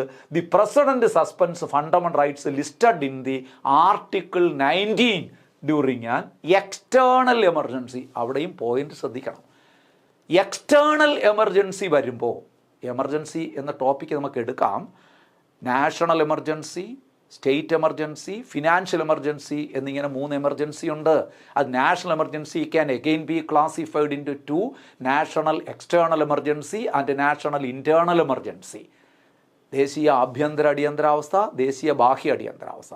നാഷണൽ എക്സ്റ്റേണൽ എമർജൻസിയുടെ ഗ്രൗണ്ട് എന്ന് പറയുന്നത് എക്സ്റ്റേണൽ അഗ്രഷൻ, സിവിൽ വാർ ആണ്. ഈ 2 കാര്യങ്ങളുണ്ട്. വൈദേശിക ആക്രമണം, യുദ്ധം, ഇതൊക്കെ വരുമ്പോഴാണ് നാഷണൽ എക്സ്റ്റേണൽ എമർജൻസി. എന്നാൽ നാഷണൽ ഇൻറ്റേർണൽ എമർജൻസി, ദേശീയ ആഭ്യന്തര അടിയന്തരാവസ്ഥ പ്രഖ്യാപിക്കുന്നതിൻ്റെ ഗ്രൗണ്ട് എന്താണ്? ആംഡ് റെബലിയൻ, സായുധ കലാപം. രാജ്യത്ത് ഏതെങ്കിലും ഒരു വിഘടന ശക്തി, ഒരു ഗ്രൂപ്പ് സായുധ കലാപത്തിന് തയ്യാറെടുക്കുമ്പോഴാണ് നമ്മൾ നാഷണൽ എക്സ്റ്റേണൽ എമർജൻസി പ്രഖ്യാപിക്കുന്നത്. ഇവിടെ ഒരു ക്ലോസ് നിങ്ങൾ ശ്രദ്ധിക്കുക. 358 എന്തു പറയുന്നു? President suspends the fundamental rights listed in article 19. Article 19-ൽ 6 ഫ്രീഡമാണ് പറയുന്നത്. നമ്മളിനി പഠിക്കും, ഉടനെ പഠിക്കാൻ പോവുകയാണ്. പൗരൻ്റെ 6 സ്വാതന്ത്ര്യങ്ങൾ. ആ സ്വാതന്ത്ര്യങ്ങൾ സസ്പെൻഡ് ചെയ്യുന്നതാണ് 358 പ്രകാരം. പക്ഷെ അവിടെയും ഒരു കാര്യമുണ്ട്. ഏത് സമയത്തെ അത് സസ്പെൻഷൻ നടക്കുകയുള്ളൂ? During external emergency. During national internal emergency this article cannot be implemented. ഇത് പ്രയോഗിക്കാൻ പറ്റില്ല. ആംഡ് റെബലിയൻ കാരണമാണ് ഒരു നാഷണൽ എമർജൻസി പ്രഖ്യാപിച്ചാൽ എന്ന് പറഞ്ഞാൽ നാഷണൽ ഇൻറ്റേർണൽ എമർജൻസിയാണ് ഡിക്ലെയർ ചെയ്തെങ്കിൽ ഒരിക്കലും ഈ പൗരൻ്റെ മൗലിക സ്വാതന്ത്ര്യങ്ങൾ 358 പ്രകാരം സസ്പെൻഡ് ചെയ്യാൻ പറ്റില്ല. It is stated in 44th Amendment Act of 1978. പിന്നീട് പഠിക്കാം നമുക്ക്. അപ്പോൾ ആർട്ടിക്കിൾ 350 പ്രകാരം president suspends fundamental rights stated in article 19. ഏത് period? Only during an external emergency, national external emergency. Internal എമർജൻസിയിൽ പറ്റില്ല, ഓർത്ത് വെച്ചോളുക. ദെൻ അപ്പം ആർട്ടിക്കിൾ 19-ൽ പറയുന്ന ഫണ്ടമെന്റൽ റൈറ്റ്സ് അല്ലെങ്കിൽ ഫ്രീഡം അത് സസ്പെൻഡ് ചെയ്യുന്നു ഈ ആർട്ടിക്കിൾ പ്രകാരം. അതർ ഫണ്ടമെന്റൽ റൈറ്റ്സും ബാക്കിയെല്ലാം സസ്പെൻഡ് ചെയ്യുന്നതാണ് ആർട്ടിക്കിൾ 359 പ്രകാരം. മനസ്സിലായോ? 2 ആർട്ടിക്കിൾ പ്രകാരമാണ് ഫണ്ടമെന്റൽ റൈറ്റ്സ് സസ്പെൻഡ് ചെയ്യുന്നത്. അല്ല 358 പ്രകാരം സസ്പെൻഡ് ചെയ്യുന്നത് ആർട്ടിക്കിൾ 19-ൽ പറഞ്ഞിരിക്കുന്ന 6 ഫ്രീഡമാണ്, ഇൻഡിവിജ്വൽ ഫ്രീഡമാണ്. പക്ഷേ അവിടെയും എപ്പോഴേത് സസ്പെൻഡ് ചെയ്യാൻ പറ്റുള്ളൂ? നാഷണൽ എക്സ്റ്റേണൽ എമർജൻസി പീരീഡിൽ മാത്രം. ഇനി 359-ൽ ബാക്കിയുള്ള ഫണ്ടമെന്റൽ റൈറ്റ്സ് എല്ലാം സസ്പെൻഡ് ചെയ്യുന്നത് 359-ലാണ്. ഓക്കെ ആണല്ലോ? പക്ഷെ അവിടെയും ഒരു പ്രധാനപ്പെട്ട ക്ലോസ് കൂടി നിങ്ങൾ ഓർക്കണം. ഏത് സാഹചര്യം വന്നാലും suspension does not apply to article 20 and article 21. Fundamental rights which were stated in Article 20 and Article 21 cannot be suspended at any circumstances. It was stated in 44th Amendment Act of 1978. According to 44th Amendment Act of 1978, the fundamental rights stated in Article 20 and Article 21 cannot be suspended even during the period of emergency. അടിയന്തരാവസ്ഥ പീരീഡിൽ പോലും 2 article തൊടാൻ പാടില്ല. ഏതൊക്കെ article? അത് പഠിക്കണം. 20, 21. 21 എന്താണെന്ന് ഞാൻ പറഞ്ഞു. 20 പഠിക്കാൻ പോകണം, അതുകൊണ്ട് ഞാൻ ഇപ്പം പറയുന്നില്ല. 21 നമ്മൾ നേരത്തെ പറഞ്ഞു, ഫ്രീഡം ടു ലീവ്, ജീവിക്കാനുള്ള അവകാശം. Article 21 basement, foundation of fundamental rights നമ്മൾ പറഞ്ഞില്ലേ? അതായത് article 21 guarantees life and liberty of person. ജീവിക്കാനുള്ള അവകാശത്തെ എടുത്ത് കളയാൻ പറ്റുമോ? അടിയന്തരാവസ്ഥയാണ്, അതുകൊണ്ട് ഇനി ആരും ജീവിച്ചിരിക്കേണ്ടെന്ന് പറയാൻ പറ്റുമോ? പറ്റില്ല, തൊടാൻ പറ്റില്ല. 21-ലും 3 ഇൻഡിവിജ്വൽ ലിബർട്ടിയെക്കുറിച്ച് പറയുന്നതാണ്. നമുക്കത് പഠിക്കാം. അതും എടുത്ത് കളയാൻ പറ്റില്ല എന്ന് പറയുന്ന ഭേദഗതി ഏതാണ്? അമെൻമെൻറ്റ് ഏതാണ്? ഏത് അമെൻമെൻറ്റിലാണ് ഇങ്ങനൊരു വ്യവസ്ഥ കൊണ്ടുവരുന്നത്? ഇങ്ങനെ എടുത്ത് കളയരുതെന്ന് 44th Amendment. പഠിച്ചോളണേ. ഇത് ഒരുപാട് പോയിന്റുകൾ വരുന്നതാണ്. കുറേ കാര്യങ്ങൾ പറഞ്ഞു, നിങ്ങൾക്ക് മനസ്സിലായി എന്ന് ഞാൻ വിശ്വസിക്കുന്നു. നോക്കൂ, fundamental rights R stated in article 12 to 35. നമ്മൾ പറഞ്ഞു ആർട്ടിക്കിൾ 12 to 35, 12 മുതൽ 35 വരെ എല്ലാം പറയുന്നത്. എന്നിട്ട് ഞാൻ പറഞ്ഞു fundamental rights R classified under article 14 to 32. പ്യുവറായിട്ട് നമ്മളിപ്പോൾ പറഞ്ഞ 6 fundamental rights R classified under 14 to 32. അതാണ് പ്രധാനം നമ്മൾ പഠിക്കാനുള്ളത്. അപ്പോൾ അതിനു മുമ്പ് ഫണ്ടമെൻ്റൽ റൈറ്റ്സ് അപ്പം തുടങ്ങുന്നത് എവിടെ നിന്നായിരിക്കാം? 14 എന്നല്ലേ? പക്ഷേ അതിനു മുമ്പ് 2 ആർട്ടിക്കിൾ കൂടെ നമ്മൾ പഠിക്കണ്ടേ? ഫണ്ടമെൻ്റൽ റൈറ്റ്സുമായി ബന്ധപ്പെട്ട് വരുന്നത് ആർട്ടിക്കിൾ 12. ആർട്ടിക്കിൾ 12 എന്താണ് പറയുന്നത്? Article 12 define the term state. രാഷ്ട്രം അഥവാ ഭരണകൂടം എന്തെന്ന് വ്യക്തമാക്കുന്ന ആർട്ടിക്കിളാണ് 12. പഠിക്കണം. ആർട്ടിക്കിൾ 12 സ്റ്റേറ്റ്സ് ദാറ്റ് അല്ലെങ്കിൽ article 12 defines the term state. രാഷ്ട്രം അല്ലെങ്കിൽ ഭരണകൂടം എന്താണെന്നാണ് 12 സ്റ്റേറ്റിനെ കുറിച്ച് പറയുന്നത്. വളരെ വ്യക്തമാണ്. The state includes the government and parliament of India. അത് ആദ്യം എടുക്കുക. Government and parliament of India. India ഗവൺമെൻറ്റും നിയമനിർമ്മാണ സഭയും പാർലമെൻറ്റും മാത്രമല്ല the government and legislature's of each state. സംസ്ഥാനങ്ങളും അവയുടെ നിയമനിർമ്മാണ സഭകളും. നോക്കൂ, അപ്പം ഭാരതവും ഭാരതത്തിൻ്റെ നിയമനിർമ്മാണ സഭയും പാർലമെൻറ്റ്. ഇനി സംസ്ഥാനങ്ങളും അവയുടെ നിയമനിർമ്മാണ സഭകളും മാത്രമല്ല and local or authority, local or other authorities within India. ഇന്ത്യയിലുള്ള പ്രാദേശികമായിട്ടുള്ള എല്ലാ അധികാര സ്ഥാനങ്ങളും, ലോക്കൽ സെൽ ഗവൺമെൻറ് ഉൾപ്പെടെ എല്ലാ അധികാര സ്ഥാനങ്ങളും ചേർന്നതാണ് സ്റ്റേറ്റ്. സിമ്പിൾ അല്ലേടോ? ഇത്ര ഓർമ്മിച്ചോളൂ. Article 12 defines the term state.